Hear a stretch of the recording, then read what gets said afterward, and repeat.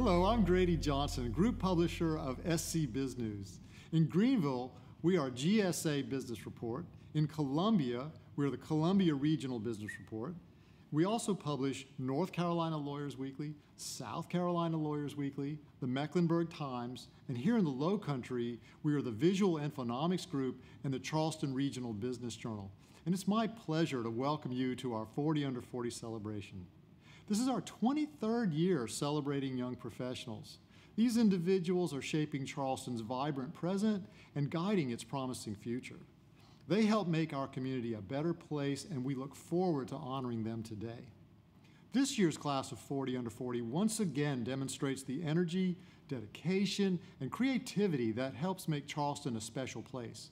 This year's class includes CPAs, attorneys, entrepreneurs, educators, lawyers, engineers, and nonprofit leaders.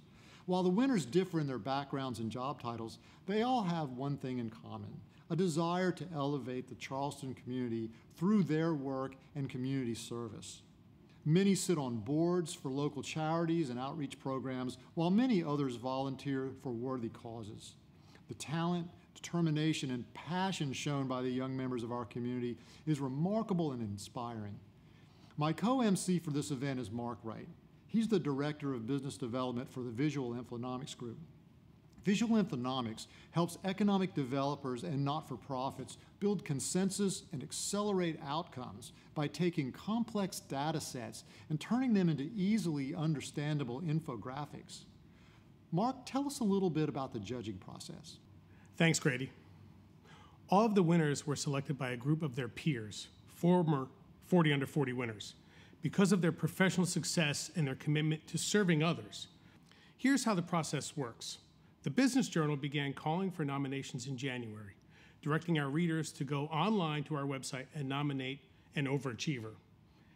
After the nomination phase closed in February, nominations were given to the judges, who narrowed the field to only 40. The quality and quantity of the nominees this year was phenomenal. Please join me in thanking Alexandra Moore of Be a Mentor. Alex is a member of the 2019 class of 40 Under 40. Let's also thank Judge Cuthbert Langley of Blackbaud, also a member of our 2019 class. And finally, thank you to John Nelson of Emedion. John is a member of the 2018 class of 40 Under 40. A special thanks to our judges this year for their time and effort in judging this year's nominations. An event like this wouldn't be possible if it weren't for our corporate sponsors. I'd like to recognize and thank our presenting sponsor, the College of Charleston School of Business one-year MBA, and our celebration sponsors, which include MUSC Hollings Cancer Center, Nexen Pruitt, Select Health, and Truist Bank. I also want to give a big shout out to our longtime event partner, PDA, in helping us with the ultimate pivot by expertly constructing this video studio here in North Charleston, which allows us to take all of our 2020 events virtual. I'm coming to you from Set A, and Mark is using Set B. And we've scheduled all our honorees to come in individually to create as safe an environment as possible. Good afternoon. On behalf of the College of Charleston Master of Business Administration program, congratulations on your outstanding achievement. My name is Robert Dennis, and I am a recent graduate of the MBA program, joining you now from Fort Worth, Texas, where I serve as Vice President of Land at Blackfern Resources. While joining you all through your computer screens for this event is certainly a new experience, I am thrilled to be here to celebrate these 40 individuals who have excelled in their respective fields. These recipients have not only accomplished extraordinary achievements in their careers, but also innovate solutions for the Charleston business community while maintaining a clear track record of meaningful community involvement. The fact that the individuals were nominated and ultimately selected is an indication of how truly valued they are. In today's environment, professional development skills are becoming increasingly more valuable. The College of Charleston MBA program enabled me to graduate not only with the necessary academic knowledge, but also the soft skills and grit that today's business leaders require. The College of Charleston MBA gave me a competitive edge that is needed now more than ever, and it can possibly do the same for you. If you're thinking about the next step in your career, I encourage you to head over to mba.cofc.edu to learn more about our program. With that, I would like to congratulate the award recipients whose passion, purpose, and perseverance continue to set a high bar for the rest of us. Thank you, and enjoy the rest of the event.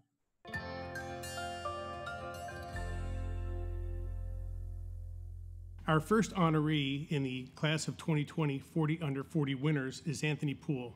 Anthony, thanks for coming in. Anthony is the physician assistant who serves as the Chief Clinical and Quality Officer at Federer Healthcare Network. So going into medicine, folks growing up, they're like, we want to go into medicine until they get to college and science and math. Nope.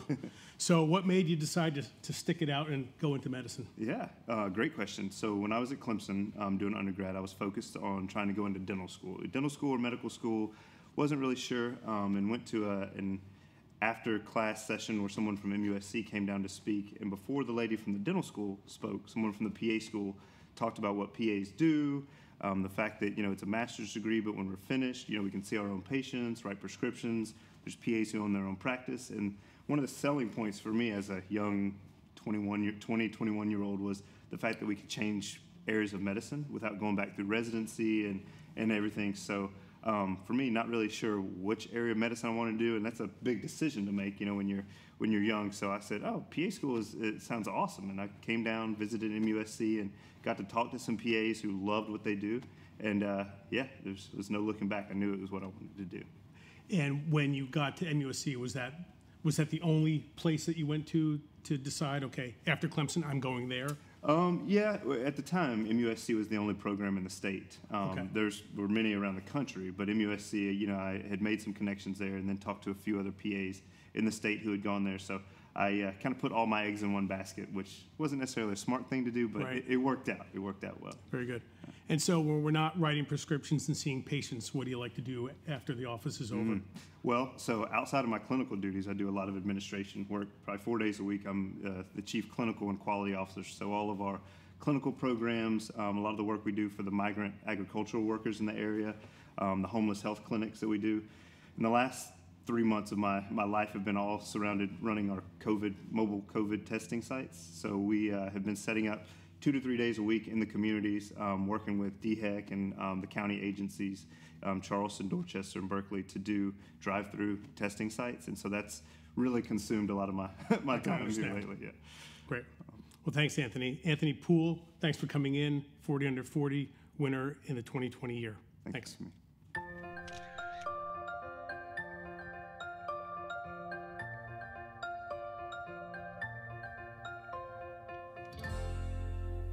I'm here with our next winner, Stacy Bailey. She's the Chief Operations Officer at Reason One. Welcome and congratulations. Thank you. Thanks so much for having me. My pleasure. So tell us a little bit about Reason One. We are a digital agency based here in Charleston and also in Toronto.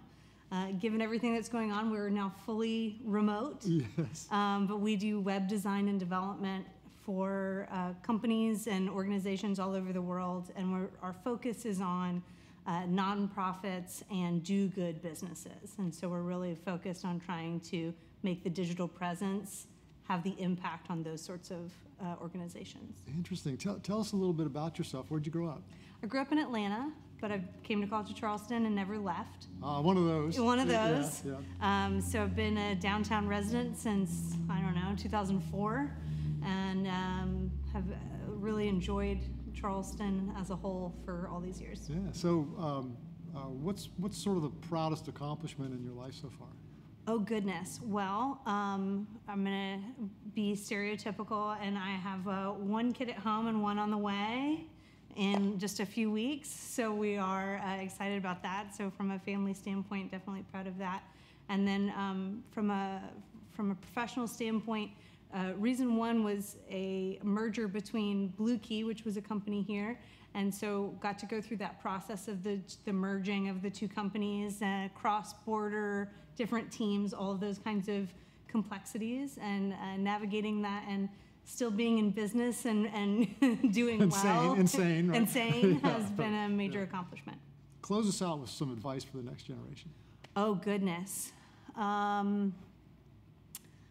I would say that my advice is that everything is temporary, whether it's a positive thing or a negative thing. All things are temporary. If you can ride it out, you'll get to the other side.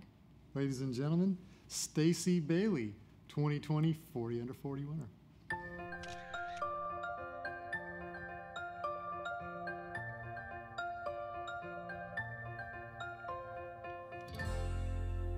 Our next honoree in the 2020 40 Under 40 winners is Kirby Teller. Kirby is the Senior Vice President at CBI Work Solutions. Kirby, congratulations. Thanks for coming in. Thank you, Mark. I appreciate it. So how did one get involved with Work Solutions at CBI? So our company focuses on commercial interiors, workplace strategy, occupancy planning. We also do interior construction. Did not go to school for that. I majored in political science and moved to DC and went the lobbying route and then got into commercial real estate. My wife and I decided we wanted to move south to Charleston, and a buddy of mine pointed me in the direction of CBI Workplace Solutions and just really liked the company and the team and the culture, and that's how I got started. So that was about 5.5 years ago. So did you get to Charleston because of the job, or did you just come to Charleston and then found the job? So I grew up in Wilmington, North Carolina. Okay. I've always had a place in my heart for Charleston, coming here with my parents growing up, and my wife and I just decided we wanted to be in Charleston. After her brother's wedding here, we said, you know what, that's the place we want to be, and all of our family's in the South. So it's good to be back. Very good. And so at what point do you go, you know what, I'm not the quickest bunny on the soccer field, so I'm not going to pursue the soccer thing anymore? Was that happen in grade school or after college, or how did that all come to Great play? question. Thanks for bringing up old wounds. No, I enjoyed playing soccer in college. It got me to Davidson and loved it there, and met a good group of friends and got a good education. But I didn't think that was what I would do for a living. So, and you're right. I'm not the fastest. So. And we still play soccer now? You know, I did. I've got 2 young kids now, so it makes it a little bit trickier. I've played in a couple leagues since moving to Charleston, so it's good to get back out there. Kirby, thanks again for coming in. Kirby Teller, 40 Under 40 winner this year in 2020 category. Thanks again.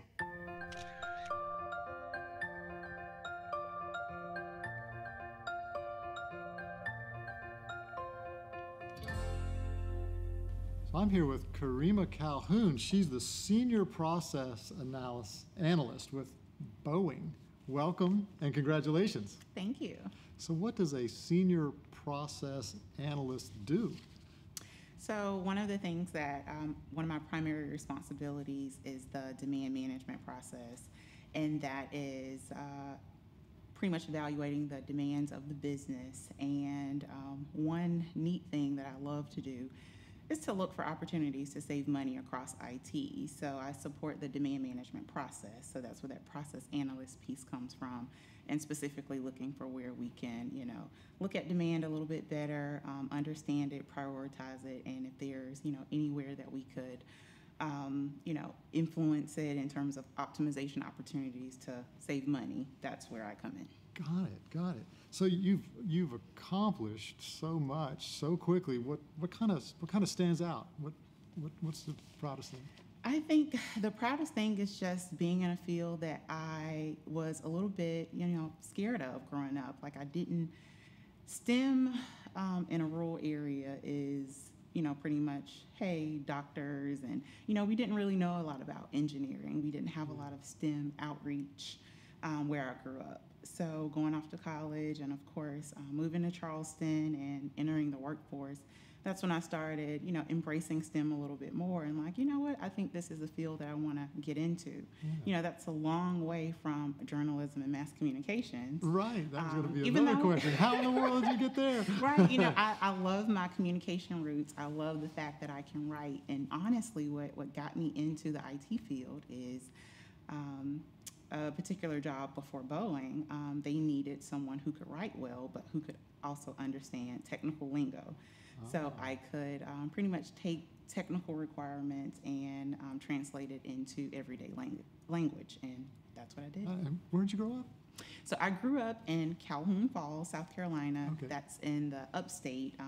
really, it's in Abbeville County, close to Greenwood, Anderson, Greenville. Just kind of depends on how familiar you are with South Carolina. Yeah, pretty familiar. Yeah. Okay. So. Just to kind of close this out a little bit, what advice do you have for the next generation? The advice that I have for the next generation is, I'm really big on planning. So, make your plan, but also be flexible, because I tell you, I had no idea that my career would be where it is now. I never knew that I would be in the STEM field, but networking. Within my plan, I found out from mentors that I needed to work in. That piece of networking and kind of expanding my my mentors and being receptive to advice. So I think having an adequate plan, being flexible is important. Networking for sure, adding that into the mix, and just being open to the possibility of new opportunities. So, ladies and gentlemen, 40 under 40 winner, Karima Calhoun.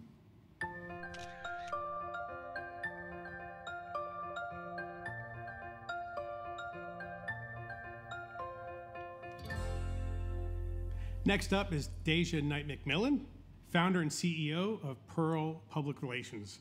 Deja, thanks for coming in. Congratulations. Thank you so much. So how does one become a member of a presidential candidate's campaign? That really happened just by chance. I have a good friend, his name's Tyler Jones with Speak Strategic, and he knew that back in the day when I was in journalism that I was very involved with covering politics. I was always in Columbia at the State House, and then when I was in Tennessee, I was always in Nashville, at the Capitol there. So he gave me a call and said, this opportunity's come up, and what do you think about it? Would you be interested? And I jumped at the chance and was like, absolutely. So it was wonderful working with Senator Klobuchar. She was fantastic. Her team was fantastic. And it was really eye-opening just to see how a presidential campaign works. It was pretty cool. Pretty cool. And were you based here doing it all, or were you on the road with the team the whole time? I was based here. So I was her communications advisor for the state of South Carolina. Okay. So I was setting up interviews for her, all over the state, which was really cool. And then also, we had the debate here at the Gilliard Center. So, helped with the after party there, just shuffling media around, making sure they could get some time to talk with her. And it was a lot of fun. But it was nice being based where I could go home at night and go to sleep. Right. Right. I understand that. So how did you become a board member for Be a Mentor? Be a Mentor is something that is really, really, really important to me. I actually started out as a volunteer. I still am one. 4 years ago when I moved back here. And I've always been passionate about children, and the way Be a Mentor works, I think that the way they have set it up is fantastic for anyone that would want to be involved. You sign up, you go through your training, background check, they pair you with a student they think that, you would fit really well with, either in elementary, middle school, or high school. So I chose high school. And 30 minutes a week, you go, you have lunch with a student, and the relationship that you build with that student just in 30 minutes a week. I mean, the student that I met 4 years ago, we just went to dinner last night. Like, she's home from college, and we're still really close.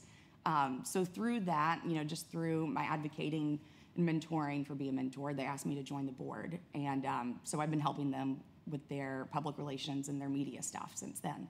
Well, that's great. And that has to be so rewarding to watch kids that you've worked with become adults to functioning in the society. That's great. Absolutely. Congratulations again. Thanks for coming in, Deja. Thank you.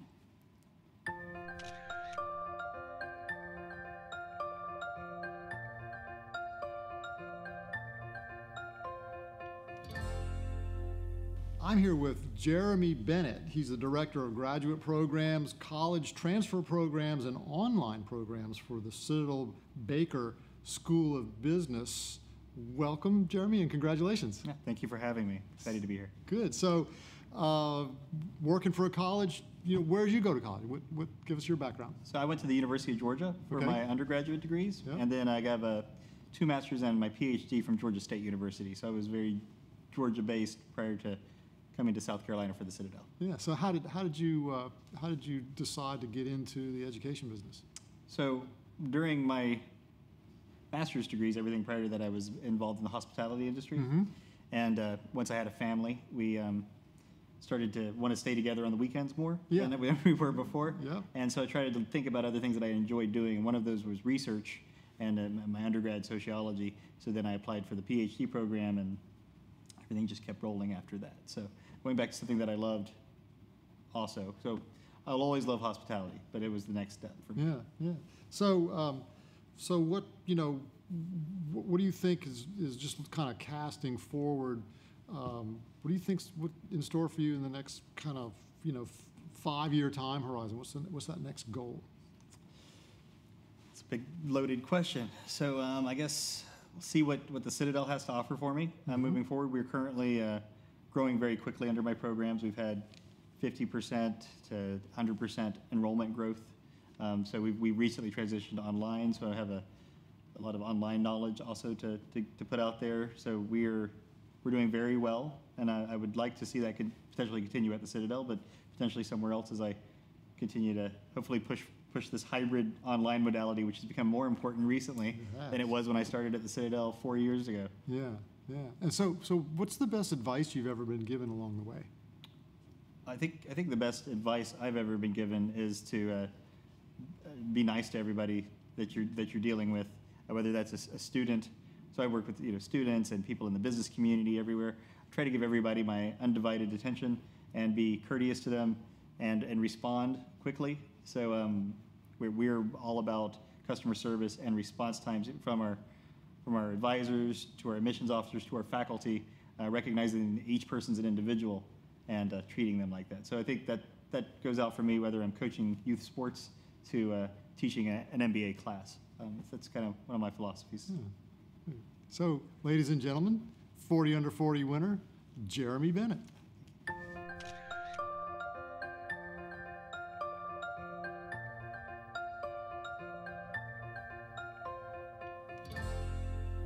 Our next winner couldn't make our video deadline, so I'm here with a different wardrobe at a different set, but still committed to honoring Courtney Lewandowski. She's the Senior Director of Strategy and Advancement at South Carolina Aquarium. Transforming and improving people's lives is a major reason our next honoree went into her line of work. As the South Carolina Aquarium Senior Director of Strategy and Advancement, she's found the perfect match of powerful skill set and a lifelong passion for cultural institutions and their ability to connect people through storytelling.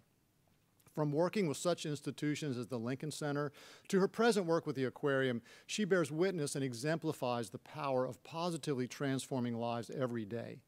Please join us in recognizing the example and contribution of Courtney Lewandowski. Congratulations.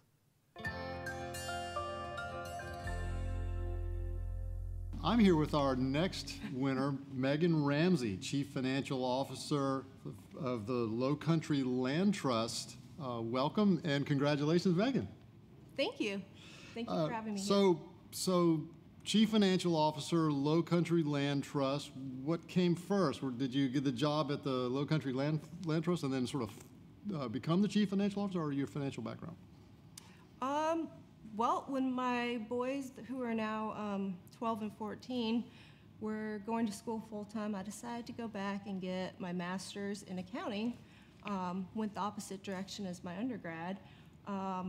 And so I started off working for nonprofits. I first worked at Habitat for Humanity of Berkeley County as the finance manager, and then I moved on to the Citadel Foundation, where I was the director of accounting and business operations. And then I moved on to Lowcountry Land Trust for a controller, director of finance type position. And then we really worked on acclimating the organization, which is how I got into the CFO role. Yeah. But I found the land trust first. So, looking at all the things you've done, what's your proudest accomplishment?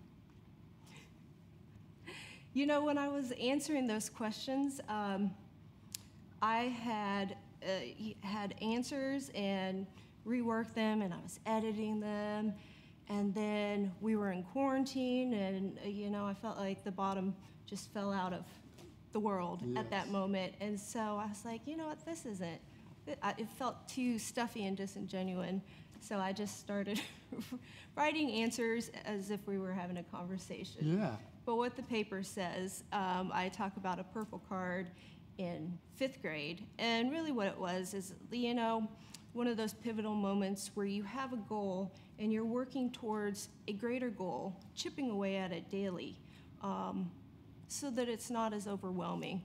And along the way, you're building confidence and building up on successes for greater successes. in life. Yeah. Staying on the goal theme, cast forward a little bit. What's next for Megan? I'm really invested in growing with the organization, Lowcountry Land Trust. And when I started, we were kind of in this interim, big little sort of position.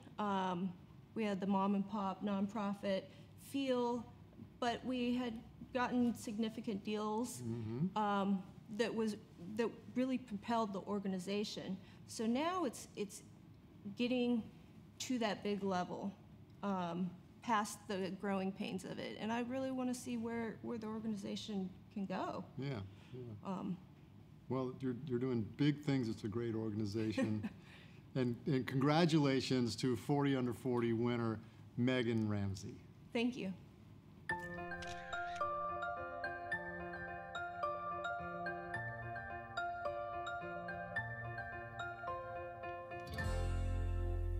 Up next is Chris Bonner, architect and firm principal at B Studio Architecture. Chris, thanks for coming in. Congratulations. Thanks for having me.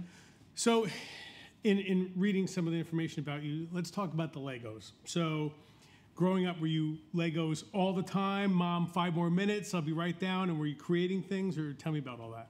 I think it's a lot about inspiration. And Legos is one of those great tools that kind of have limitless possibilities. Was it all the time? No, I was actually a very much outdoor kid, playing in the pool, playing out in the sunshine.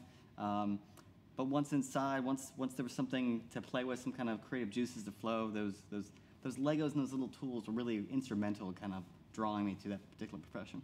So when you're doing your profession, does any of the Lego memories come back? Of course. It's the tools are a little different. The pieces are a little different as well. But the ability to kind of put things together with a lot of different sizes and shapes is really at the heart of what an architect does. And honestly, if I could get hired to build amazing Lego things, I would do that as well too. They have people like that. I know they have people. It'd be an amazing profession. So tell me some of the community service and volunteerism that you do outside of the architecture stuff. Sure. Well, obviously, I'm the president-elect of AIA Charleston, which is a professional organism for architects here in Charleston. I've worked with a number of Habitat for Humanity, a lot of actual building-type charities, general work in the community, as well as Trident United Way. I've sat on a couple of their community resource boards as well to get an idea of kind of what they're doing and how we can help them kind of better reach all parts of our community. Some of the advice that you've gotten over the years, anything that has stuck with you? Well, I think, our world is so busy and so crowded. It's really important, I think, the advice I've gotten is to kind of focus on the things that you can control, really kind of be mindful of what you say and what you do. But the rest, the noise, the things that are really outside your control, I think it's really important to maybe let that be noise. Don't let that really drive who you are and what you do, but really focus on what's important to you and what you can control. That's great. Thanks again for coming in. Congratulations, Chris. Thanks for having me.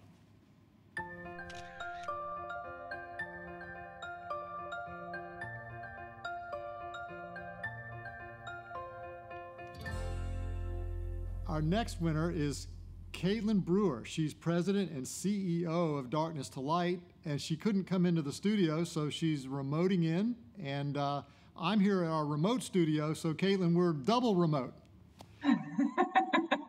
Perfect. So tell us, where in the world is Wheaton College? Wheaton College is in Norton, Massachusetts, and it's the top 50 liberal arts college in the United States. Aha. So tell us, how did you come to be this president CEO of Darkness to Light? Tell us a little bit about that path that got you there.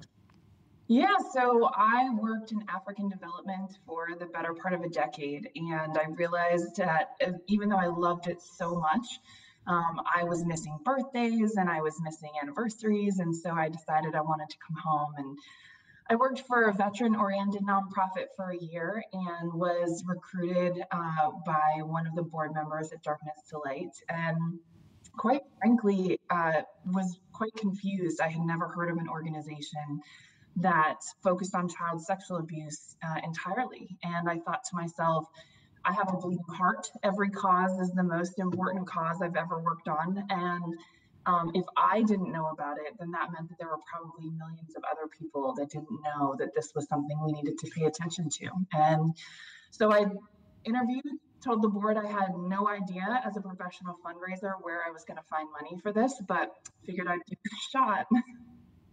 Well, it's wonderful that you're here. Just great work. What's your advice for the next generation coming up behind you? I think one of the things that was the most successful in setting me up for my career was always being curious and saying yes. And I think understanding that people have different motivations. And so what gets you to the same destination isn't necessarily the same for everyone. And so if you can keep an open mind and you can involve yourself in projects that aren't necessarily in your job description or that seem related to what you're doing, it undoubtedly will send you in the direction of meeting people who will have, profound influence on your life. It's wonderful. I'm here with your award. Thank you. Ladies and gentlemen, our 40 Under 40 winner for 2020, Caitlin Brewer.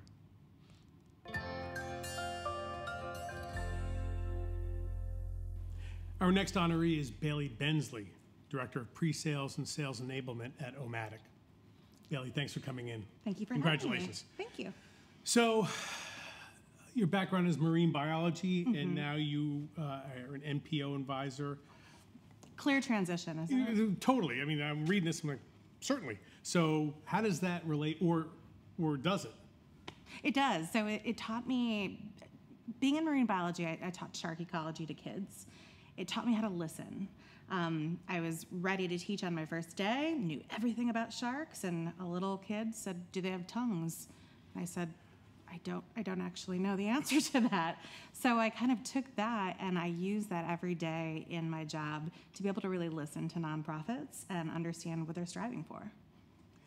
It also says that you swam with sharks, so we need to talk about that. Tell us about that experience. Oh, it's wonderful. Sharks are amazing. So I lived down in the Keys for a while, taught marine biology down there, and specifically shark ecology. So was able to go scuba diving and snorkeling with sharks. I also worked at an aquarium where I would be that person that was scuba diving in the aquarium with sharks. Yeah. That's cool. They're awesome. I bet. They're really cool.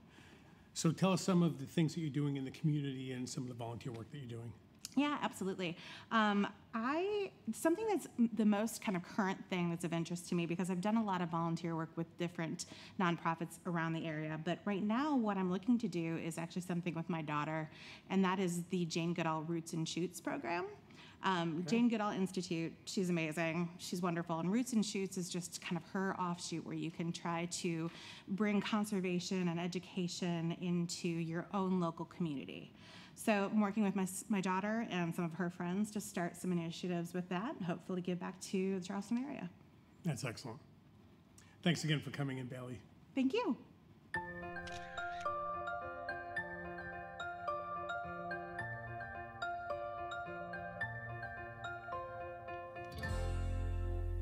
So I'm here with our next 40 Under 40 winner, South Carolina State Representative and attorney with Pepper Law Firm, Marvin Pendarvis. Welcome, Marvin. Good to be here. Thank you for having me. And congratulations. Thank you. So, what's it like being a South Carolina State Representative? Tell us about that. It's quite the experience. I got reelected in June, so congratulations. I've just completed my third year, going into my fourth year. I've always enjoyed the public service part of it. That's the reason I got into it. And so I think being able to represent my hometown, I represent a large part of North Charleston where I was born and raised. Yep. And so having the ability to work with constituents on issues that are important to them, but also issues that I grew up experiencing, is really gratifying in a way. So I just enjoy the public service part of it. Yeah. And you've been pretty clear about wanting to run for mayor.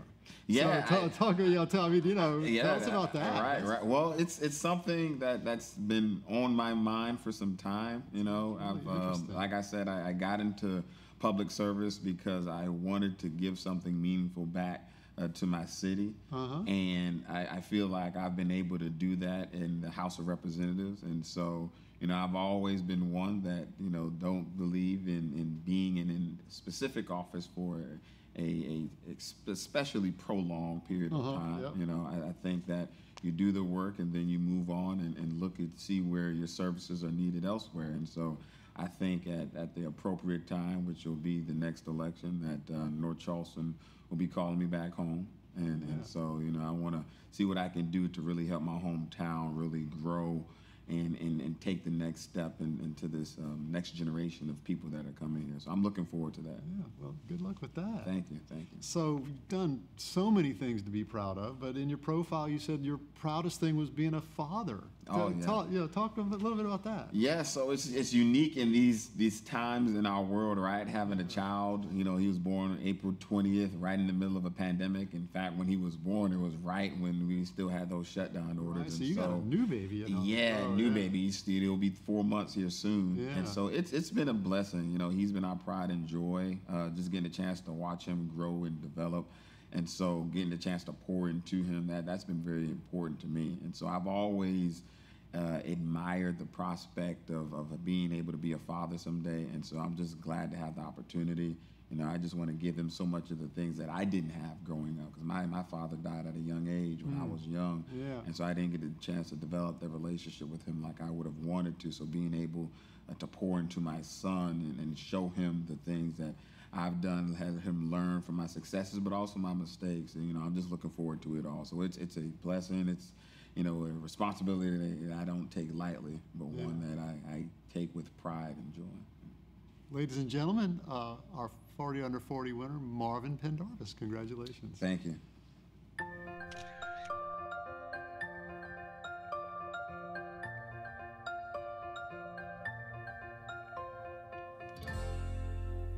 Next up, Abby Bunkley, Ambulatory Quality Manager, Roper St. Francis Healthcare.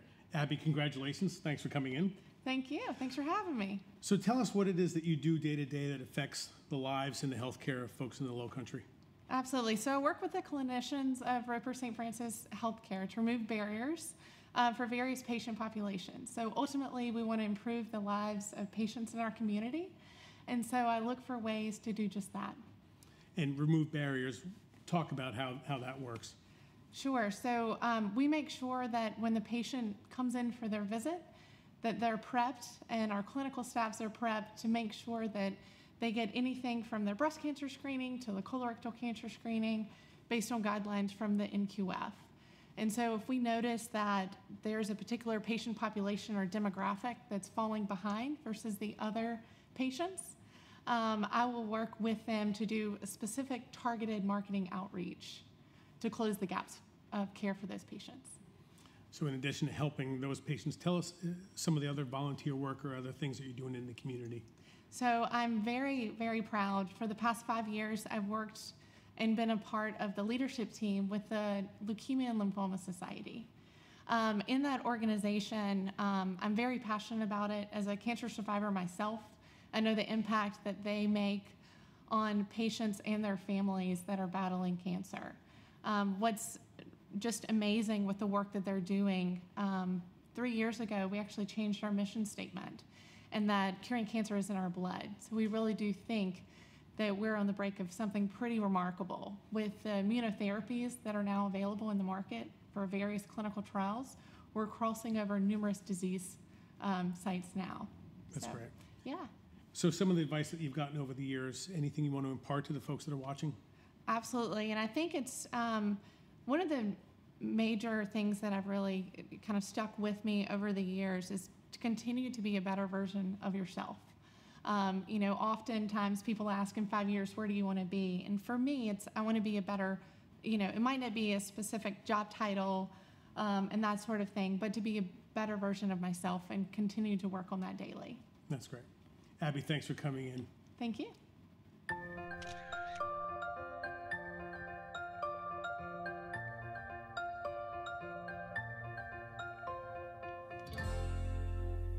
I'm here now with Courtney Thompson. She's the market president of Select Health of South Carolina. one of our 2020 40 Under 40 winners. Welcome and congratulations, Courtney. Thank you so much. I'm excited to be here. You're good. So tell us a little bit about yourself. Where'd you grow up? Sure. Talk about So that. I grew up in North Carolina, so I'm a Charlotte gal. And I moved to Charleston about 12 years ago. I initially worked at MUSC doing neuro nursing. Wow. And I did that for a little bit and then quickly transitioned to Select Health. So I've been there ever since. I just had my 10-year celebration there. So Wow. yeah, very excited. So just in reading your profile and all the things you've done, what's the best advice you've been given? What's helped you Obviously, most? work very hard, dig in, roll up your sleeves, and to have a mentor. And so I've really leaned into all of those pieces of advice, and it has certainly helped me along the way. That's great. And what has your mentor helped you with the most, do you think? I think really just thinking about things from a different perspective and changing your lens, and also pushing you outside of your comfort zone. So there have been many occasions in my professional career where I've really had to intentionally push myself outside of my comfort zone. And it's never comfortable, obviously, but it really has propelled me into different areas of my organization and challenged me to do things that I traditionally wouldn't have expected to do. So speaking of mentoring, what advice do you have for the generation coming up behind you? Get a mentor and roll up your sleeves and not be above doing anything. And so whether it's setting up your own meetings and taking your own meeting notes to developing a strategy, I think it's really important as a leader to be willing to do whatever you're asking your teammates to do and your individuals reporting to you. So I think that has been one of the things that I would pass on to anyone else. Just really work hard and be willing to do whatever it takes. So ladies and gentlemen, Courtney Thompson, 2020 40 Under 40 winner. Thank you.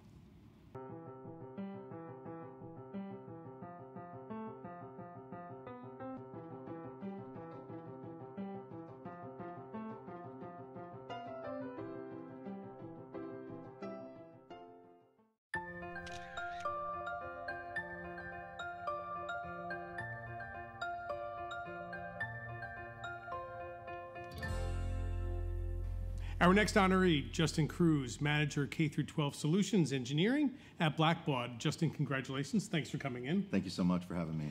So I read in your bio that you wanted to be a toy tester, a la Tom Hanks and Big. How does one try to become a toy tester, and how does one fail at that? I think you try by playing with a lot of toys and making up scenarios with your toys and begging your parents for the latest and greatest toys and often being told no, but using your imagination, and your creativity, I think is how you would get a job like that. I didn't seriously pursue it, but I am able to use my imagination and creativity at Blackbaud and in my role today and working with nonprofits. And so your volunteer work at Be a Mentor, tell us about that and any experiences that are more memorable than others? I mean, I've had such an incredible experience working with Be a Mentor. I've only been doing it for a year, but a good friend of mine and another award winner, Towner McGill, turned me on to the organization, and just meeting the folks at Be a Mentor and then actually meeting my mentee for the first time, and trying to build that relationship and trying to get him to open up. He lost his dad a couple of years ago and doesn't have a real male role model in his life. So trying to get him to open up a little bit more and playing games and getting him to get more comfortable talking to me and opening up about what it's like to grow up without a dad and what it's like to he's got a single mom who provides for him and his brother and his sister. And for me, I feel like I get as much, if not more, out of the experience than him because it's helping me. I have a young child, 2 young children, a son who's 4 and a daughter who's 2, and my mentee is 9 years old. And so seeing kind of what goes through the brain of a 9-year-old and what kind of things keep him up at night and get him excited about life are teaching me, lessons to be a better dad and to try and be there for my son. I would say a specific experience. The first time I met him, I was in the cafeteria and he was very quiet. I could hardly hear what he was saying. And I was able to get kind of a side table in a side room with him to start talking a little bit more. And I realized that he loved Pokemon, and I have a nephew who loves Pokemon. So the next time I met, I brought a couple of Pokemon cards, and that really got him to open up, and that kind of created, I think, the bridge for him to just be more comfortable with me and share more. And it's been tough with COVID, not being able to see each other as much, and Be a Mentor does a fantastic job with e-mentoring, but I have a good relationship with my mentee's mom, and he actually lives not too far from me, so we've organized a couple of meetups outside, social distance, but that's just been such a boost for my morale during this time, and I think for his as well, just being able to see each other and share what's going on this summer and talking about school coming back up. So it's been tremendous. I look forward to continue volunteering there and supporting the organization. That's awesome. Justin, again, congratulations and thanks for coming in. Thank you. 40 under 40 winner, Justin Cruz.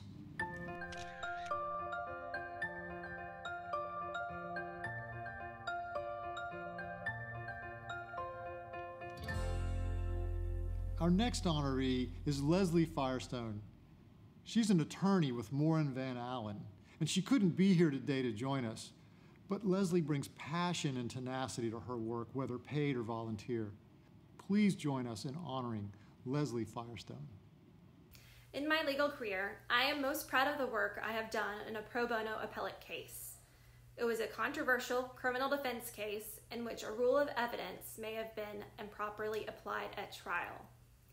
For nearly 7 years, I worked on this case as part of the South Carolina Appellate Practice Program.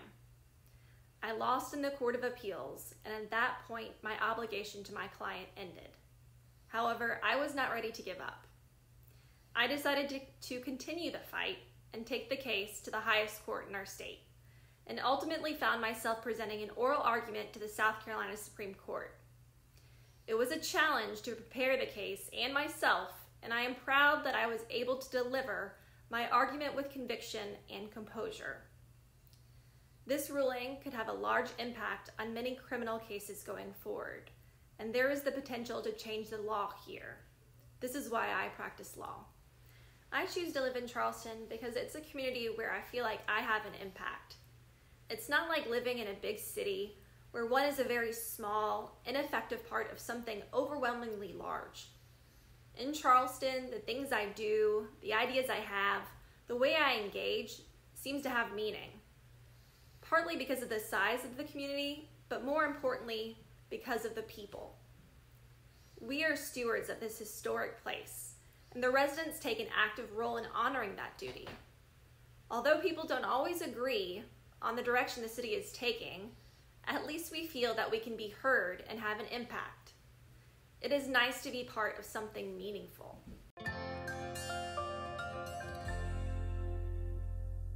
I'm here with our next winner, Sean Connor, who's a teacher at Charleston County School District and the owner of Toe in the Dough food truck. Welcome and congratulations, Sean. Thank you so much. Thank you for having me. So I want you to tell us about the food truck. I don't want to know about the menu. I want to know about the truck. The truck. Tell us about the truck itself. Does it run good? It's a trailer because the trucks are so old a lot of times. Yeah. So we opted to buy a trailer so that if the truck went down, we could just find another truck to pull the trailer. So we ended up going with the trailer. It's got a nice Italian wood fire oven built off the back. It definitely is not fun to work in August because it's about 1,100 degrees in that oven. So I worked this weekend and lost about 9 pounds. So that was nice. I was able to go to the beach the next day, but it's a cool little truck. Yeah. So reading in your profile, you went to the College of St. Rose. Where is that? So that's in upstate New York, Albany, New York. It's an education school, so highly focused on education. I played college baseball there, so I got a baseball scholarship to play there, and then get my degree in elementary education. Interesting. So talk a little bit about working with kids and being the school counselor. What's the one piece of advice you seem to be giving kids all the time? The biggest thing is the same thing that my cousin, who was my math teacher, gave to me, is just make good decisions. I carry that throughout every aspect of my life, and that's one of the biggest things that I'm constantly telling kids, like, you guys know what a good decision and a bad decision is. Just make the good decision. So I've kind of used that as my mantra, throughout everything in life, really. So ladies and gentlemen, our 40 under 40 winner, Sean Connor with Toe in the Dough food truck. Well, congratulations, Sean. Thank you so much.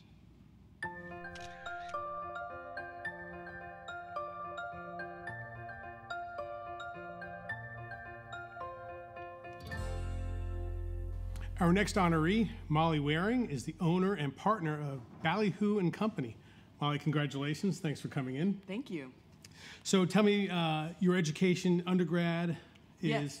I went to the University of South Carolina and got my master's degree at the College of Charleston in public administration. Okay, and how does that lead you to owning and partner for Ballyhoo? How does that, give me that connection? Well, I was a history major, so I researched a lot and learned how to write. Ballyhoo is a content development marketing agency, so that helps a lot in my current business.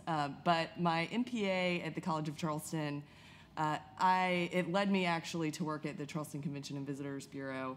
It really started to understand public-private partnerships and has helped me a lot with my nonprofit work with Historic Charleston Foundation, the Gibbs Museum of Art, and Ashley Hall. Okay, and is that where your community service lies in those three entities? It does, yes, currently. Right. Rewarding? It has been. It has been. It's been really rewarding, and as we've all kind of pivoted, to use a word that we were just talking about, it in the current environment, it's really been helpful to try to help these nonprofits figure out a new direction. Any advice you would give to the next up-and-comers, the next owner of the next Ballyhoo? A great piece of advice that I heard from Chief Justice Toll was leave the ladder down. So I had a lot of people help me get where I am, and I really strive to help those that are up-and-coming and want to learn. Great. Thanks for coming in, Molly Waring.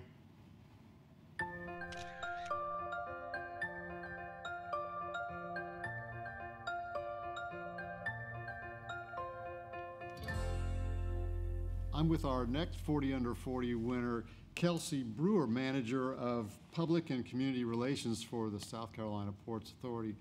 Welcome and congratulations, Kelsey. Thank you so much. I appreciate it. Yeah, so tell us a little bit about yourself. Where'd you grow up?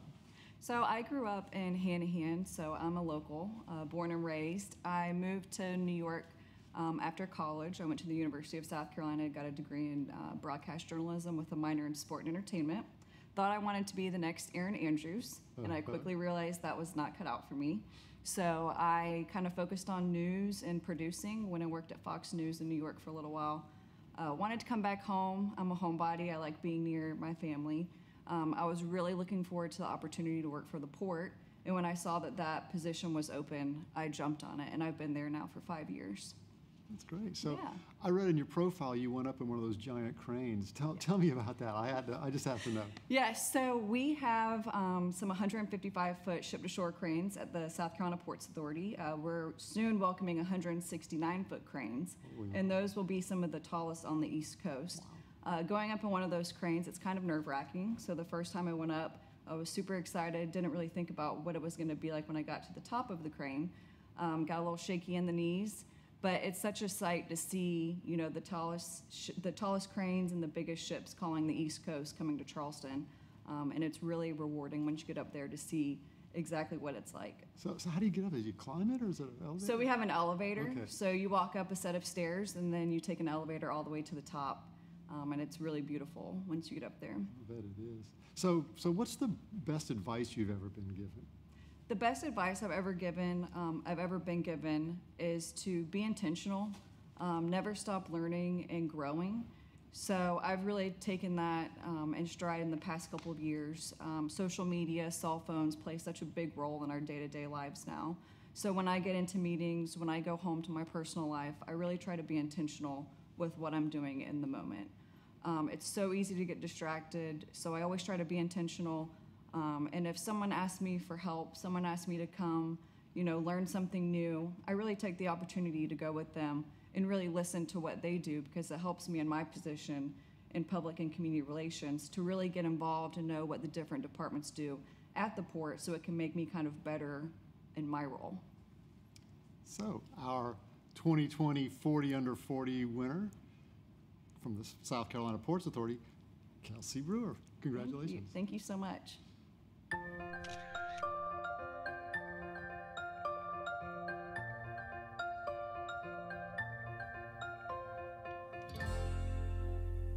Okay, next up, Grayson Dorr, Investment Finance Manager with SCRA. Congratulations. Thank you. Thanks for coming in. Welcome. So SCRA lends itself to economic development. Why is that one of your interests? Well, really, out of college, I knew I wanted to dedicate my career as much as I could to the state of South Carolina. I grew up, my mother dedicated her time for the state as well. And so really, we infuse capital into the state ecosystem, the innovation ecosystem, and so creating jobs, attracting follow-on funding to the state. And it's just rewarding to see young entrepreneurs and old either relocating or trying to build a company from the ground up, and really doing it at home for me. So this is where I'm born and raised, and really find fulfillment doing that. So. Any one of those companies that you folks have funded that was just an unusual idea that really took off, that you're like, wow, that's something? Yeah, I mean, yes, it's usually the unusual ones. So we invest in primarily IT, life sciences, advanced materials. We've had a few that come back where I think early on, I mean, we're very risk capital, so early stages, really right there with friends and families. And so sometimes we don't see the benefit of that for 10 plus years. Sure. And so you see some of the ideas come through that that you would look, today and say, it's 50-50 or probably 25-75 whether it will actually work out or pan out. So a lot of those that we're doing today, we won't know for, a decade really. And so we're starting to see some of those come back that really, the market grabs hold of that you otherwise wouldn't have thought. So, tell the folks that are watching this advice that they can carry on 5-10 years down the line. One of the things I've seen, I did a program a few years back with Berkeley County, Leadership Berkeley, and really got to sit in and kind of talk to some of the high school students at that age. I myself don't have kids in that age range. I have young kids. But I really started to see a gap where youth today are not really looking outward to have face-to-face interactions. A lot of them are, from what I saw in this discussion, were looking for careers. I call it behind the scenes, whether in IT, call center type work, troubleshooting. So I'd always encourage them to really take hold of face-to-face interactions with individuals. Don't underestimate a handshake. I know that's hard in the environment we're living today, and so, but really just challenging them to make those connections and provide that lasting relationship. So, which is so important going forward. Thanks for coming in. Thank you. Grayson Dorr, honoree in 40 Under 40 this year. Thanks.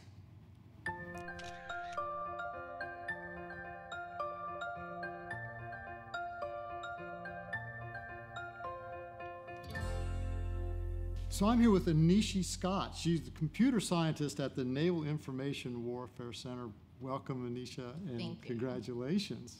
Thank you. I'm so excited. So I'm in awe of your job and your job title. What does a computer scientist do for fun? Well, we have lots of fun. So I am into anything pretty. So interior design is one of my hobbies. I love to shop for the items and just make something old beautiful. Also, I love to travel. So anywhere, a beach, you can find me. If friends that want to pick up and go, my suitcase is always packed by the door. Where'd you grow up? Right here in Charleston, South Carolina. So I graduated from Goose Creek High School. Go Gators, right? So what was the best advice you've ever been given coming along? So, well, I've had so many good things, but most recently, and of course it's applicable to IT and the 21st century, is Google. Google and YouTube is my friend. So anytime that I want to, if I don't know how to do something, don't just give up and say, oh, I don't know how to do it. Google it. Go on YouTube. There's plenty of videos on YouTube to show you exactly how to do something new. And so I am literally living by that lately. So any new thing with interior design or anything that I am just unsure of, I'll get on the Googler and look it up and do my research and apply the information. And I think knowledge is power. So with the examples as virtual mentors, you're able to kind of apply the information that you learn from somebody who's already done it and have experience. That's great. And ladies and gentlemen, our 40 under 40 winner, Anisha Scott.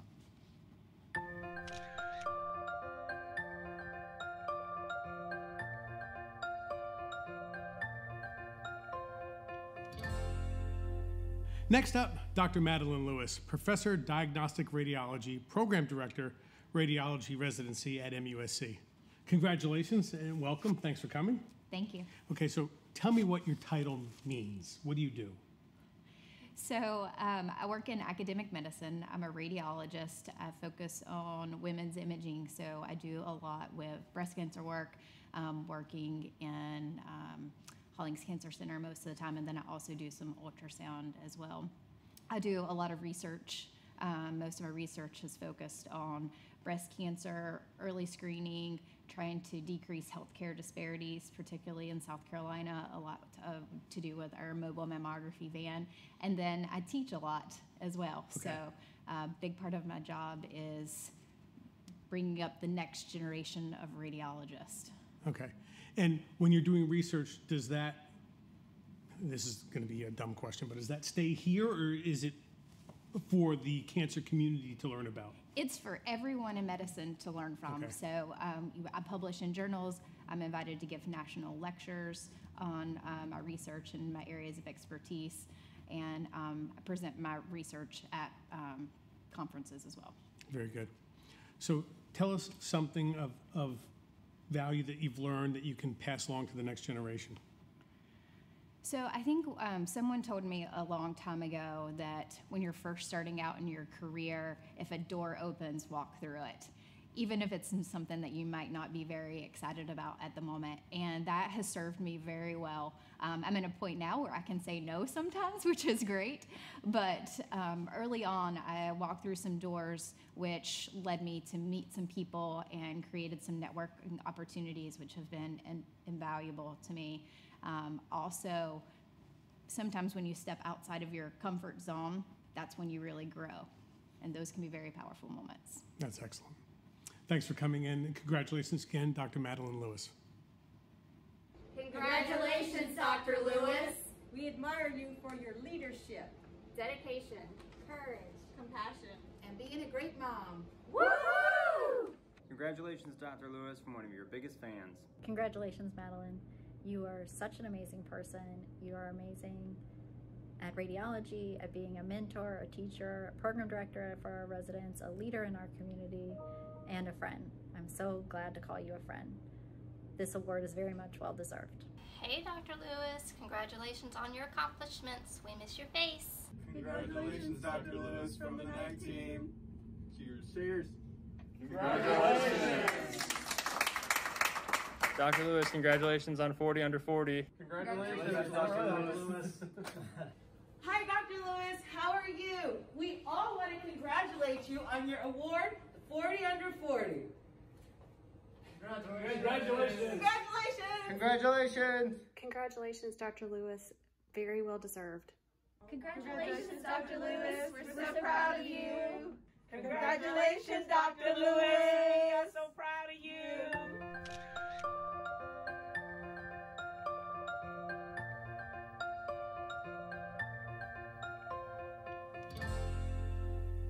I'm here with our 40 under 40 winner, Gary Jaffe, Director of Contracts and Business Development for Atlas Technologies.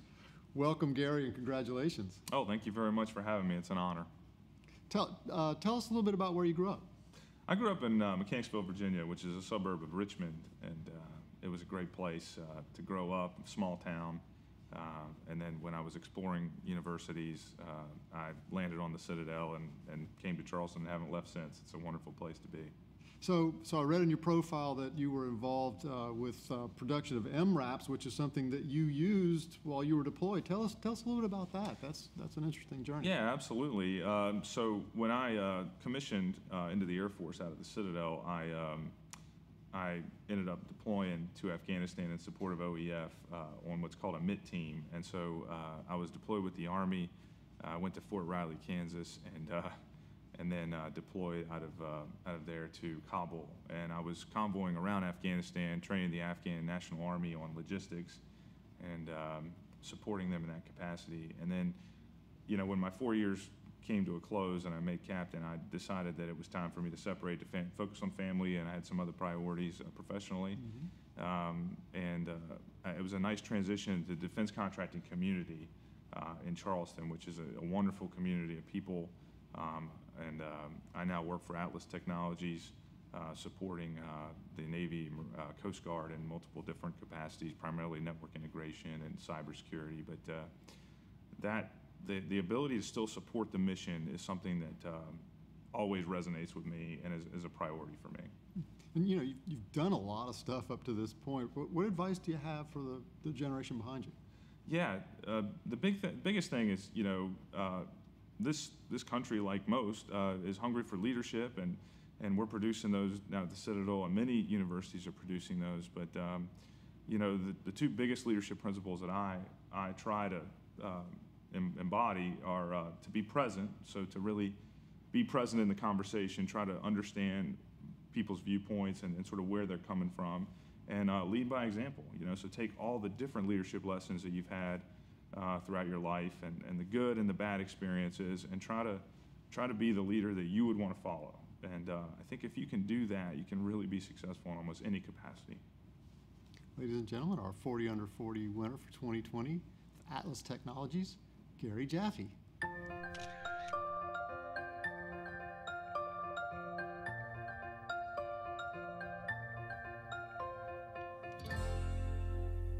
My path to Charleston, South Carolina happened many, many years ago. I was born and raised in Columbia, South Carolina, and visited Charleston when I was growing up. I've always loved the area, Southern hospitality, the historical sites, beaches, beautiful places, and delicious food. When my husband was stationed here in Charleston, South Carolina as an active duty in the United States Navy, we fell in love with the area. So much that when he retired, we bought a home in Summerville, South Carolina, and thought it would be the perfect place to raise a family, and honestly, the rest is history. My proudest accomplishment is becoming a mama and being a mama to my sweet 4.5-year-old twin daughters. Being a parent is certainly the most challenging, yet most rewarding experience, and a true dream come true. Raising my daughters has taught me so much about life and what I hope for theirs. Being a role model, instilling knowledge and confidence, and molding my children into change-making, strong women who recognize their ambitions and achieve their dreams is an incredible opportunity I certainly don't take for granted. Seeing life through their innocent eyes is a powerful motivation to live bravely, love boldly, and find joy in every circumstance.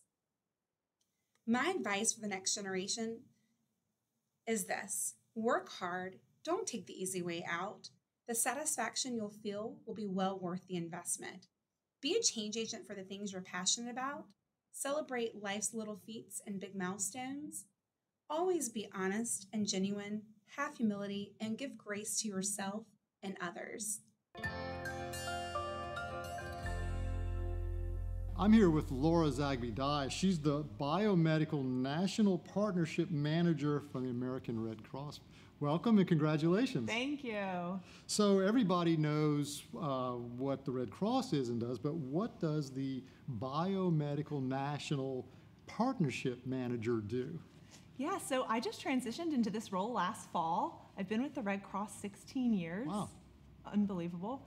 And my role now is to steward and grow our biomedical relationships with our top corporate partners, those that have a national footprint and want to engage in our blood drive programming across a vast expanse.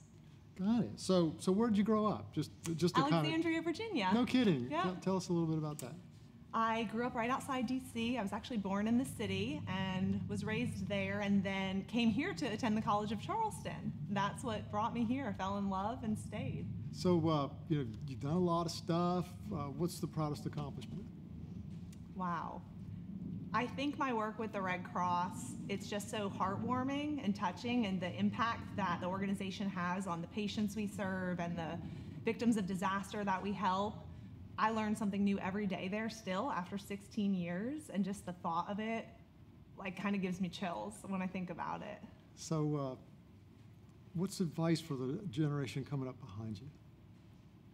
Find something that you love outside of work, and giving back is just awesome. It makes you feel so good, and there is a way that you can make a big impact with a small exertion of effort. It doesn't have to be a big deal or a lot of time or a struggle to give. It should be very easy. Ladies and gentlemen, Laura Zagby Dye, 40 Under 40 winner for 2020.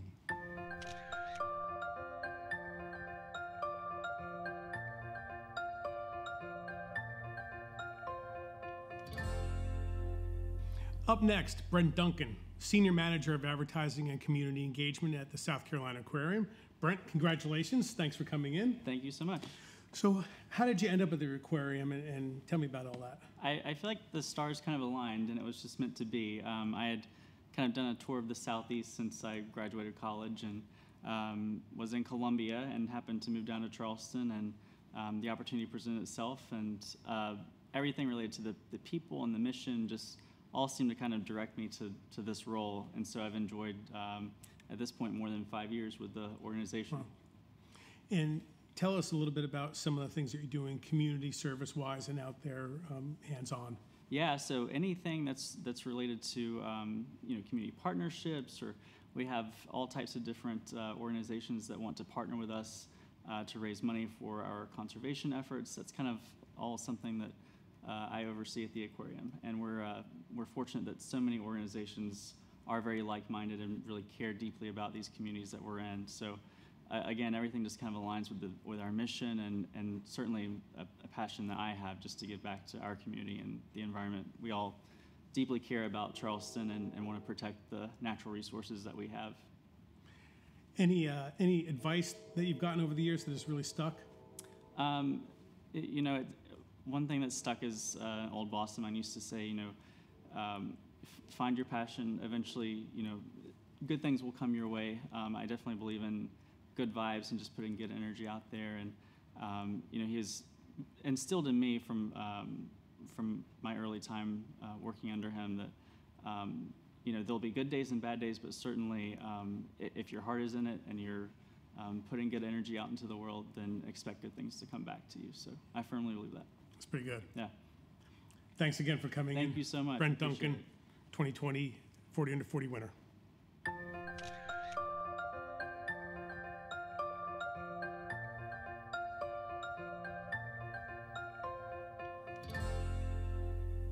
I'm here with Alicia Floyd, the Leadership Next Senior Program Manager at Boeing.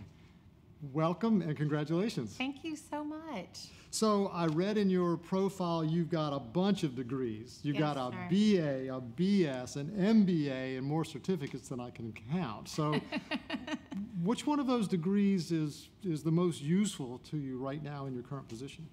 Oh, wow, useful. That's a really great question. I pride myself on being a curious learner. Education is currency, so I always want to remain relevant, right? And I'd say most recently I finished at MIT, a Leadership at All Levels program. And it just really talked about being transformational and agile with disruptive technologies that are coming, and that we're all going to be working and living in a very new environment. So I'm really appreciative for that learning solution. Yeah, got it. And where did you go to college? So I went to a couple. I went to Erskine for undergrad, and then I went to the Citadel for graduate school, and then I've been continuing at MIT here more recently. Got it. What's the best advice you've ever received as you were coming up through all these careers and degrees? Yeah, really great question. And when I reflect on all the different wide variety of mentors I've had, here recently I've been reminded to always assume good intent. You know, do I wake up each day loving people in their limits, appreciating their gifts? So I would say assume good intent, have corporate grace. That's really powerful. And all of the stuff you've done, what's the one thing that stands out for you? Oh, definitely my leadership title as a mother. I mean, my children are my legacy, right? And I have to be doing something right because they have such kindness in their soul that I see demonstrated on a day-to-day. Ladies and gentlemen, Alicia Floyd, 2020 40 Under 40 winner.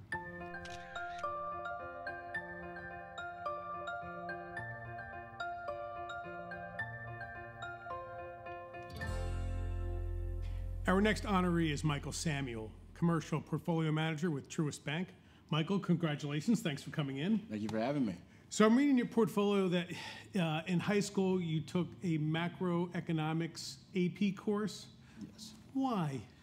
Why? I was in my school's engineering magnet program actually, so I thought I was gonna be an engineer at that point in my life. And AP Economics was taught by our head soccer coach, a guy named Coach Wilcox, and I thought he was a great guy, and I signed up for the class. And I actually fell in love with the material. It was kind of interesting to learn about supply and demand and how kind of the money supply works.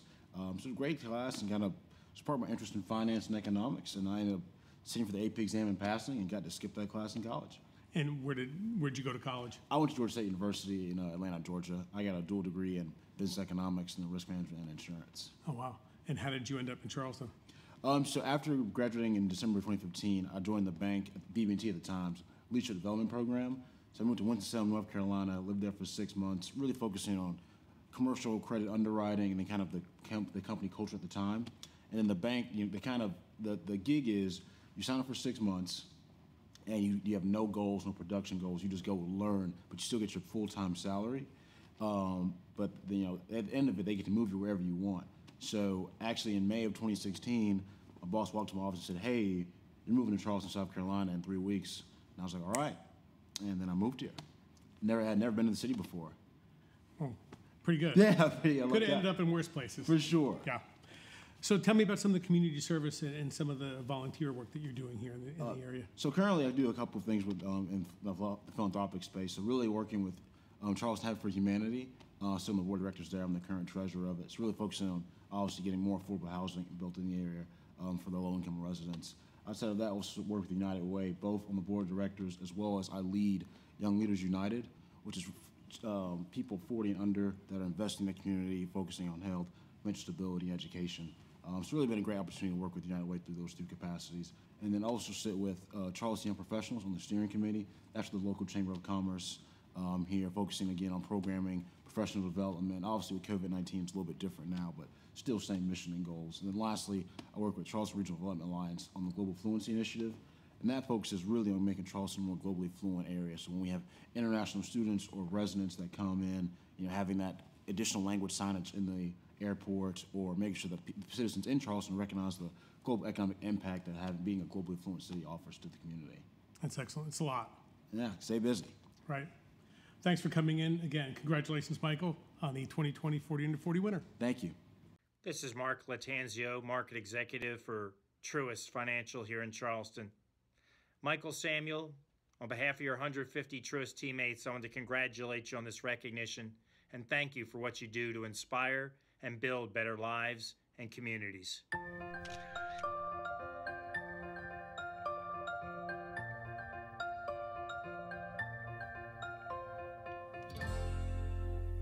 I'm here with Kelly Glenn. She's Director of Leasing and Retail Operations for RMR Group.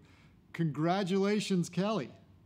Thank you very much. It's a great honor to be part of the Charleston 40 Under 40. Means a lot to me. I've enjoyed my career in Charleston and all the great relationships that I've made in the wonderful town. So it's a great honor to speak with you today. Well, good. Well, since you couldn't be here in the studio and you're remoting in, this is the ultimate in social distancing right here.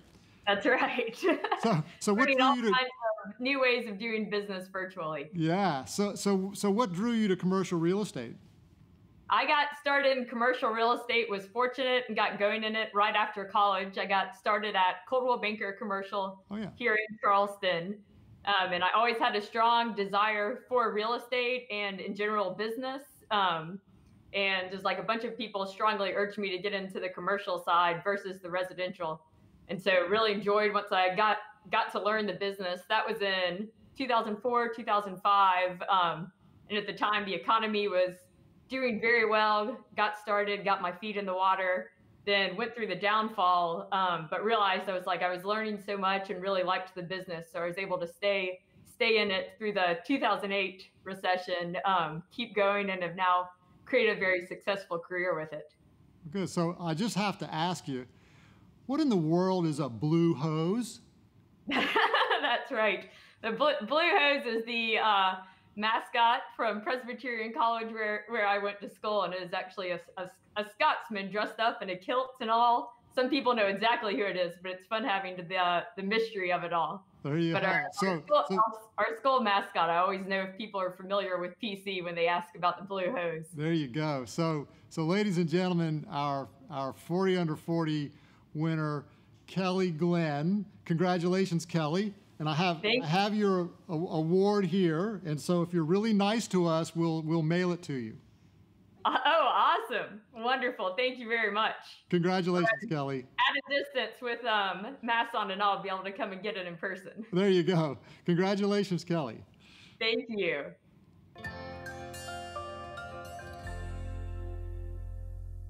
Our next honoree is Hannah Gervais, Civil Engineer Navigation, Army Corps of Engineers, Charleston District.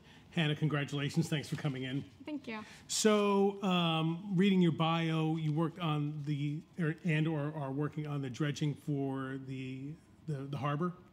I am. How does that work?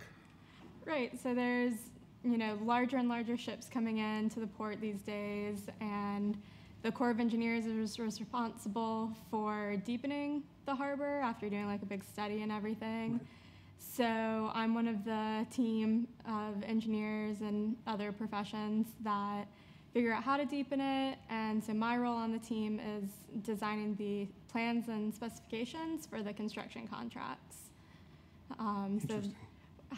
Figuring how much needs to get dredged and where it's going and how. And how did you come to this profession? So I always wanted to be a civil engineer. My dad was a civil engineer. He worked for the Navy. Now I work for the Army as a civil servant. And I always thought that was a really cool profession, and just getting to work on really interesting projects and be part of public service. So I wanted to be a civil engineer. I thought I would be doing like buildings and bridges and roads, normal civil engineer stuff. I ended up doing more soils and water. That's what I really ended up enjoying. And so I kind of just ended up in dredging. I didn't know what it was until I got a job, really. Right. Best advice you've ever gotten? Just to really work hard and be passionate about what you do, and that if you work hard and you really care, that you'll succeed. That's great. Well, congratulations again, Hannah, for coming in. And Hannah Gervais, 40 under 40 winner. Thank you.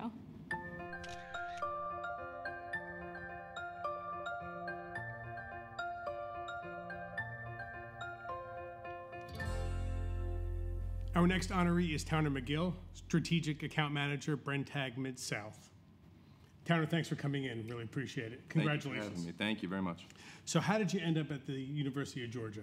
Oh, man. Well, growing up, I was a child in Greenville, South Carolina, actually, and generations of family went to Furman University. I had already applied, early decision there, and just on a whim, a high school girlfriend was going up to Georgia for a campus tour on a day off of school, and I decided to join her and walked around the campus and just fell in love with it immediately. Couldn't tell my parents yet, but I decided at that point I had to go to Georgia, and actually ended up becoming a campus tour guide as a result of that.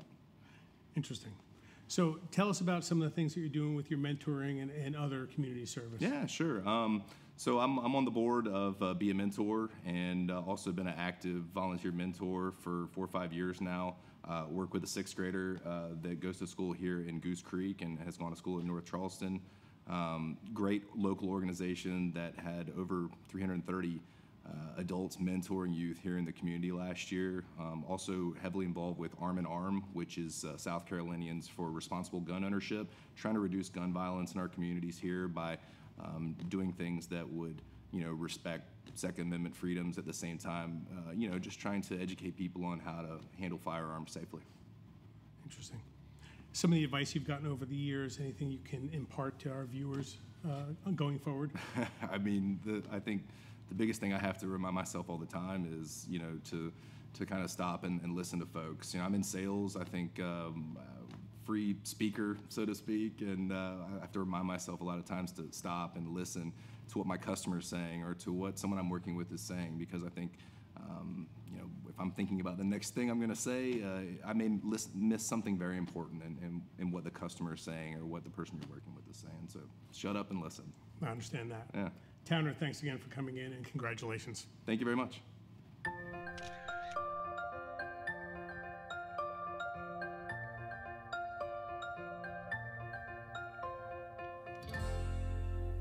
I'm here with Terry Lee Holland, and she is I'm going to read it because it's a long one. She is the division head of the data center, the cloud hosting services, at the Naval Information Warfare Center Atlantic. That's a long title. Welcome, Terry Lee, and congratulations. Thank you. So I read in your profile that you are a biology major. So how did a biology major get a job as a computer nerd?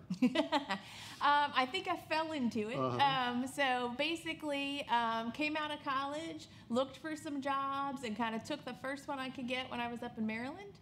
It happened to be working for an insurance company, but managing their web profile. And then from there, my career just evolved into IT, and I haven't looked back towards biology, really. That's interesting.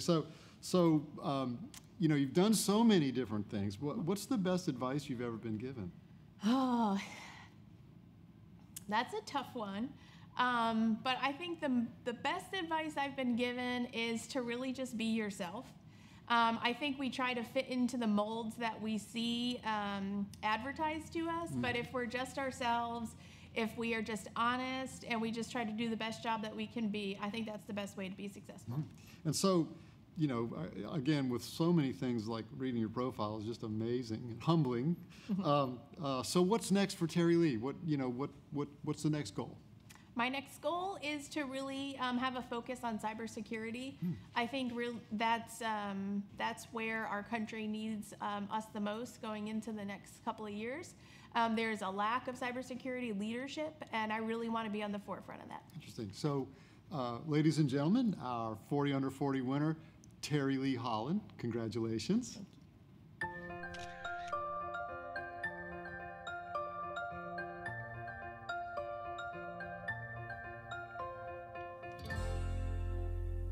Our next honoree, Ray Jean Lewis, is the Executive Director at Lowcountry Youth Services. Thanks for coming in. Congratulations. Thank you for having me. So tell me about some of the community service that you do. Obviously, working with kids and youth, there's a lot going on, I'm sure. Anything that stands out more than another over the years? So Lowcountry Youth Services, we have an umbrella which we house two organizations. One is the Distinguished Gentlemen's Club, which is our flagship organization, and the other is our Young Men Rise program. So the Distinguished Gentlemen's Club program has been in place since 2010. We function in small group mentoring, so that means we don't focus just on the one-to-one aspect as opposed to giving them a large group of men to choose from for the age group. We have elementary, middle, and high school, and each of those groups has their own set of mentors that they can choose from. We think of it more of a buffet-style mentoring aspect. One of the things about that organization, Distinguished Gentlemen's Club, is that we have a community service aspect, which our young men have to get 18 hours of community service in addition to that mentorship time, because we believe in the importance of giving back to the community. And any one of those folks that you've had over the years come back and tell you, I'm doing this because of what you folks did, or any of those things that make you keep coming back every day? Yeah, so one thing that we do that they say makes them come back every year is that we do an out-of-town trip every year. Every summer we do a summer retreat for our members who've been really committed. They have to earn the right to go on this trip. So we take between 40 and 50 kids on a trip out of town every year. So 4 years ago we did Charlotte, and every time we go out of town we always take them on a college tour. So we did Charlotte and Carowinds, then we did Myrtle Beach and Coastal Carolina, Then we did Atlanta. In Atlanta, we were not able to get a college tour because we weren't able to work one out. And then the next year's one is actually going to be in Washington, D.C., where we'll be touring Howard University. Excellent. So those are the things that they say make them keep coming back. But what I see is the young people that have come back and told us about our impact. They've always spoken to the fact that they've known that they've had someone who's been consistent in their life and someone who they knew no matter what would be there for them. So that's really been the parts. We've been in place since 2010. So we've had guys leave the organization, become fathers, husbands. We have police officers, we have military members, we have business owners who all came through our organization. So we take great pride in those young people. That's great. Thanks for coming in, Ray Jean Lewis. Congratulations again. Thank you.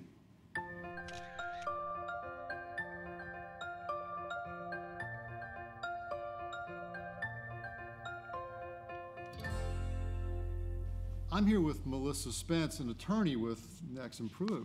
Welcome and congratulations, Melissa. Well, thank you. So what made you decide to become an attorney? Oh gosh. Well, being an attorney was something that I always wanted to do from a young age. I was very involved in theater growing up, and I had a great mentor who said, use that as a stepping stone to another career. And I always enjoyed arguing and debate. And I became a government and English major in college. So everything just paired well and led me to the career I'm in, which has been great, and it's a great way to help others. So where'd you grow up? I grew up in the upstate, Spartanburg, South Carolina. Ah, Yeah. So tell us a little bit about that. Well, it doesn't compare to Charleston by any means. The old saying is, once you leave Spartanburg, you never go back. But Spartanburg has come a long way since when I was there. Obviously, I stayed and went to Wofford College and lived on campus. But Spartanburg has just grown so much in the past probably 15 years at this point, and I'm always excited to go back, especially to see family and friends. Yeah, and so you were a board member of the Florence Crittenden program. Tell us a little bit about that. Okay, Tell us what they do. Yeah, so Florence Crittenden has a house downtown on St. Margaret Street, and they provide services to young, at-risk, and pregnant women, all under the age of 21. And what you do at Florence, or what Florence Crittenden provides to them, is education, housing, medical care, in order to break the cycle of specifically repeat teen pregnancies. So I served as a board member for 6 years, which is a full term that you can serve. And during that time, I was able to implement a lot of changes in the House. For example, I was part of the group that was able to get the approval to allow the women to bring home the infants after they delivered. Because at that point, with the DSS licensing and DHEC licensing, there were specific things you couldn't do in that house, specifically having infants in the house. So that was a great step for all of us, and obviously it's a crucial time for a mother to be with her infant after delivery. So it's been a wonderful experience, and I miss it too. I just rolled off the board a few months ago. Yeah. So our 2020 40 Under 40 winner, Melissa Spence. Congratulations. All right. Thank you. Congrats, Melissa, for making the top 40 under 40 in Charleston. What a great honor. You deserve it. Congratulations, Melissa. Congratulations, Melissa. We're so excited for you. What a wonderful recognition for all your efforts. Congratulations. Love you.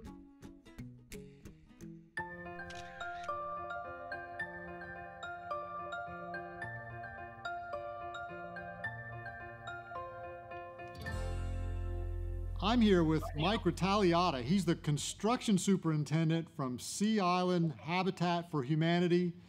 He couldn't come into the studio, so he's remoting in over the magic of the internet. Welcome, Mike, and congratulations. Thank you so much. I appreciate it. So reading your profile, you said you didn't intend to end up where you are when you were a kid growing up. What did you want to be when you grew up? It just made me curious. What were you thinking you were going to do? Sure. So I had aspirations to join the military for a period of time in high school, earlier in college. I received a ROTC scholarship actually to attend college and then enter the service, the Army, for 8 years of active duty. Then I kind of figured out that wasn't for me. I studied U.S. history after that, and through a series of events, I landed in some volunteer work with Habitat and just absolutely loved it and grew to really believe in it. And about 14 years later, here I am. Yeah, they captured you. So, yeah. So what's the best advice you've ever been given, coming along in life? So I think it's, I've had quite a bit of good advice along the way. But something that's always followed me is to make sure you experience things that are a bit outside of your comfort zone. It's a way to learn new things. It can create different options, open up a new path.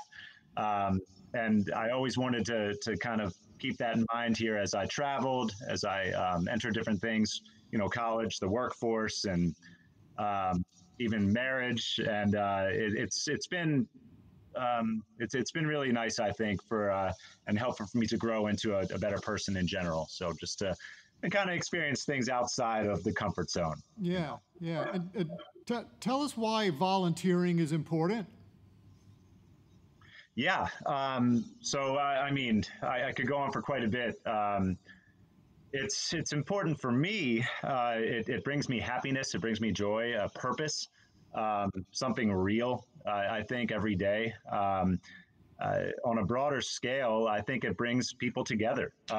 It kind of reminds us or teaches us that this is bigger than just, us as a single person here in the world, and that we're kind of here for each other, and it doesn't matter. It can be habitat. It can be a food shelter, working with animals. It's just, it reminds us that the bigger picture, that, it's more than just our simple singular lives. And that's been important to me. Yeah. So, ladies and gentlemen, this is Mike Ritaliata. He's the construction superintendent for Sea Island Habitat for Humanity. Congratulations, Mike. I have your award here. Hopefully, you can find a hammer to hang it with. No problem. Yeah. Congratulations. Thank you so much. Thank you.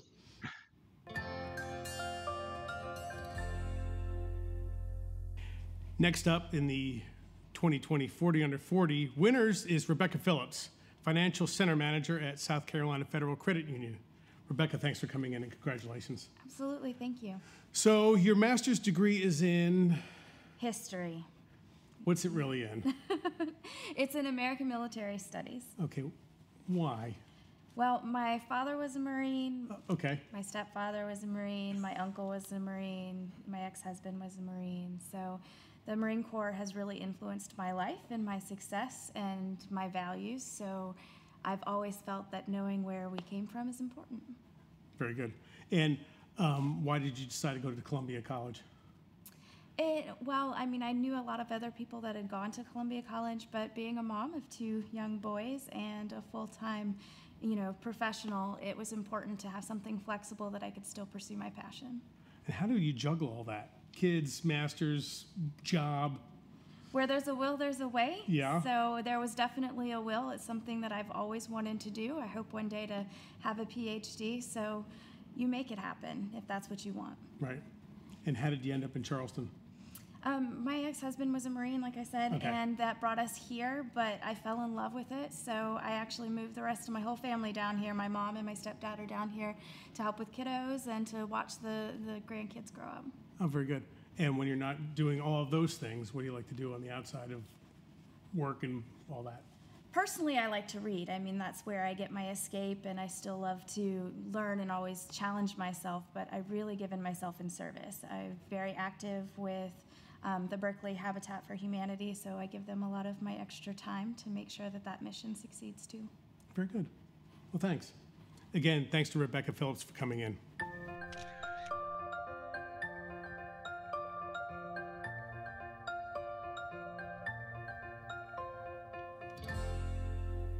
I'm here with Scott Peavy, commercial real estate broker, NAI Charleston, 2020 40 Under 40 winner. Welcome and congratulations, Scott. Thank you. Good to be here. So just to kick us off a little bit, where'd you grow up? I grew up in Springfield, Virginia, which is in the northern Virginia area, and came to South Carolina via Clemson and to Charleston via my wife. So here I am. Well, here I've been. There you've been. Congratulations. So tell us a little bit about community service and stuff you've done, just reading your profile. Yeah, so I'm very involved with the First Tee of Greater Charleston. First Tee is a nationwide network, a charity group that focuses on teaching youth really character traits, integrity, sportsmanship, honesty, those kind of things. And they use the game of golf to instill those traits in those kids, good eating habits, healthy lifestyle choices, that kind of thing. Interesting. So what did, you're with kids a lot. What kind of advice are you giving out there on the golf course? It kind of mirrors the game of golf for the golfers out there to say, hey, you can't control everything in life. You got to play it as it lies, so to speak. So, what you have is the choice that you can make. And it really, kind of follows that line of thinking to let them know, hey, a lot of these things are in your control. And it's up to you to make the right choices and move forward. Interesting. So, cast forward a little bit. What's the next goal for Scott? What are you thinking? That's a good question. I think expand the mission there a little bit. I've got 3 young kids, 9, 6, and 2. So you're busy. That's a challenge in itself, and trying to make them into good people, I guess, is the ultimate goal as a parent. Yeah. Well, ladies and gentlemen, join me in congratulating Scott Peavy, 40 under 40 winner for 2020. Thank you.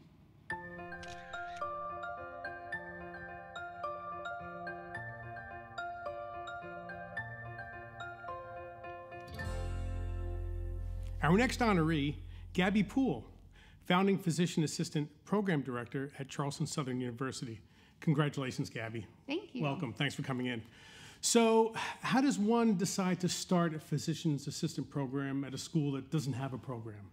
Yeah, it was really, it just kind of actually happened organically. I had a good friend who was friends with the president of the college at Charleston Southern University who was talking to him about starting the program.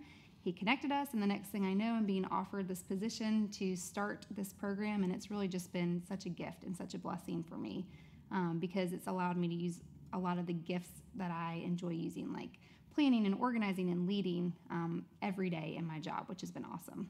And then once you start the program, is it hard to get students to sign up to be a part of it? No, not for our profession. We're tremendously blessed with applicants. So we have, like for this cycle that we're in right now, we have over 1,500 applicants vying for 34 seats in the program. So the applicants are plentiful because the career is really good. Right.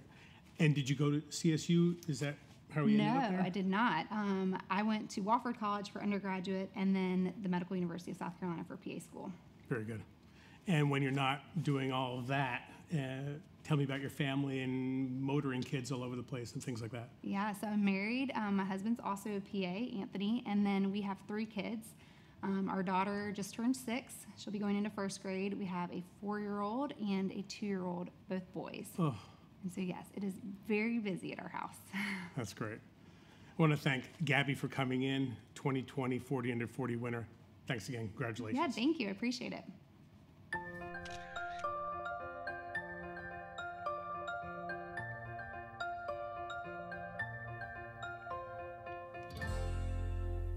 Hi, I'm here with Kenny Lyons. He's the Vice President of Operations of the Neighborhood Dining Group, another 40 under 40 winner for 2020. Welcome, Kenny, and congratulations. Thank you so much. Glad to be here. So how did a finance major get into the food and bev business? I started actually right after graduating high school. I started in valet parking, and that kind of got me into parties and hospitality and restaurant kind of world. And then from there, freshman year of college, looking for a job. My sister's 5 years older than me. She was baking at the time, and so I actually started working in the front of house, or serving the guests. Is front of house is the term we use in the restaurant industry for front of house, back of house. So that was kind of the entry. Interesting. So never stopped. So I read in your profile you grew up in Nashville. Tell us about Nashville. Tell us how Nashville is a fantastic city. Grew up there, born in '85, and parents had moved up from the Mississippi Gulf Coast where my dad had grown up in '82, '83. People ask me this question all the time, actually, to compare Nashville and Charleston. That's why I asked it. Yeah, and I don't really know that there's a great comparison outside of them both being great cities.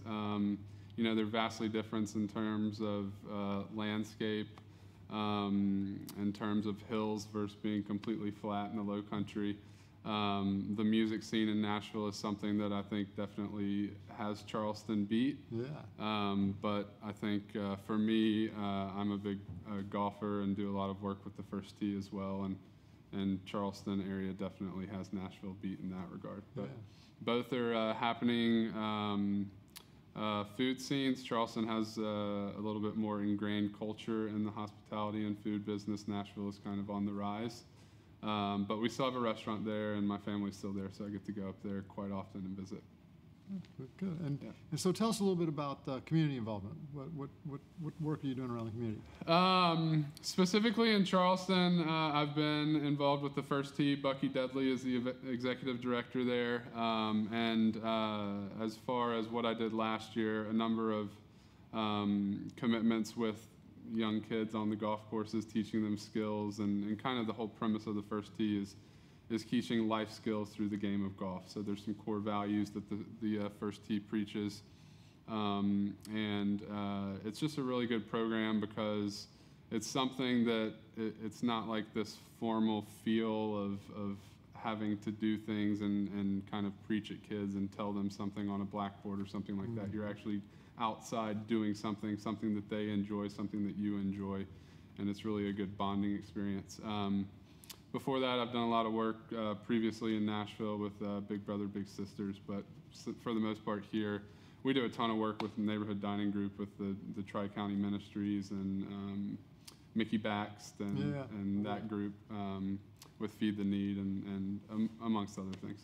Yeah. So, ladies and gentlemen, Kenny Lyons, 40 under 40 for 2020 winner. Congratulations, Kenny. Thank you, sir.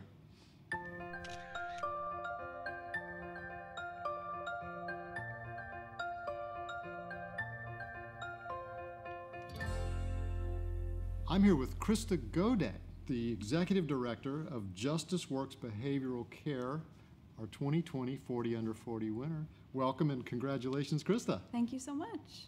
So tell us a little bit about Justice Works Behavioral Care. What do you guys do? So Justice Works Behavioral Care is a statewide behavioral and mental health agency. So we serve children and families in their homes and in the communities. We also have an outpatient therapy center in North Charleston, and what we like to do is try to work with the family system to make sure that children with behavioral or mental health challenges are able to remain in the home, and we provide support that helps the whole family succeed. And so how did you get into this work? What got you here?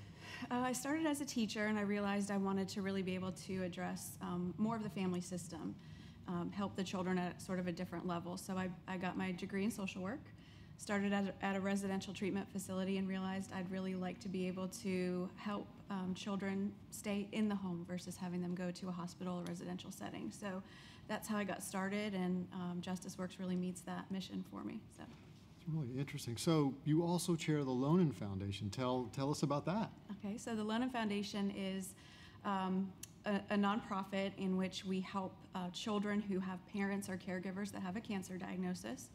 And so we really just help them, not with really therapy or anything like that, but to help them gather a community together of other kiddos who are going through the same thing. We teach them some coping skills. We help them communicate their feelings and, kind of just help feel better and not feel so alone about what they're going through with their families. So congratulations. Thank you. I'm Krista Godek, 40 under 40 winner for 2020. We'd like to thank all of our honorees for making a difference in Charleston, the community we love so much. It takes many people volunteering their time and talents to build a rich community. The community service and volunteer work represented is truly inspiring, as is the advice many of the winners have for the next generation, which is never underestimate your value.